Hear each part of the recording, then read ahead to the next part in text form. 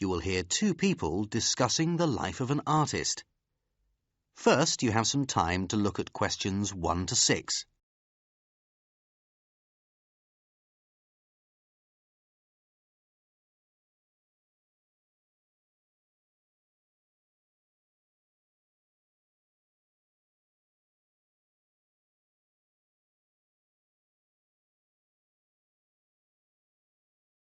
Now listen carefully and answer questions 1 to 6.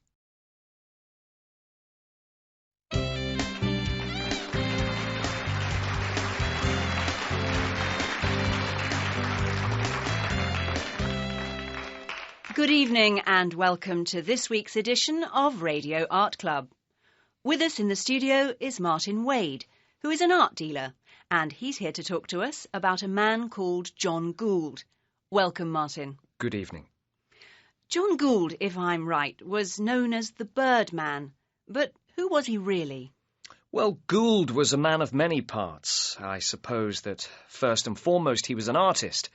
But he also had a keen eye for business, so we could also call him a businessman. And as well as that, he was a scientist. He studied birds, didn't he? Yes, that's correct. Right. So we've got an artist, a businessman and a scientist all rolled into one. And why is he famous? Well, predominantly because he produced the greatest collection of drawings of Australian birds ever. Can you tell us about his life? What kind of a man was he? Now let's see.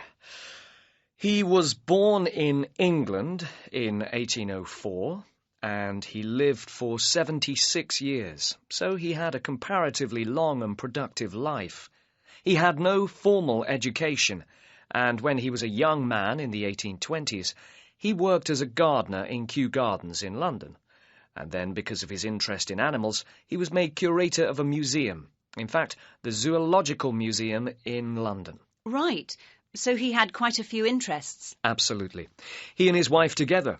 They were both very interested in the discovery of new species of animals. So when did he visit Australia? Well, in 1838, Gould and his wife and their eldest son sailed from England, leaving their 3 youngest children behind with the grandparents. Gracious. They travelled around extensively, and although they were only there for 2 years, Gould discovered many new species, and he also named them. Yes, he played a significant role, didn't he? The family returned to England in August 1840 and took with them hundreds of specimens of animals for their great work, which was still to be produced. In fact, it took them 8 years to produce the full work, which was completed in 1848 and published under the simple name of Birds of Australia. Before you hear the rest of the conversation, you have some time to look at questions 7 to 10.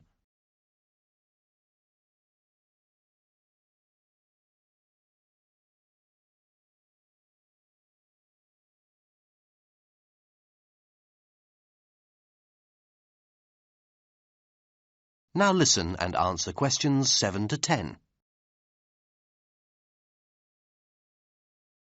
Now, tell us about the drawings themselves. What process did he use to produce the prints of his drawings? He used a process known as lithography. Why did he choose this in particular? He chose it because he felt it was the best method he could use to accurately reproduce the fur and feathers of the animals. I see. Can you tell us briefly what it involves? Yes, certainly. Well, first of all, the drawing was made onto a flat slab of limestone. In order to do this, he used a wax crayon.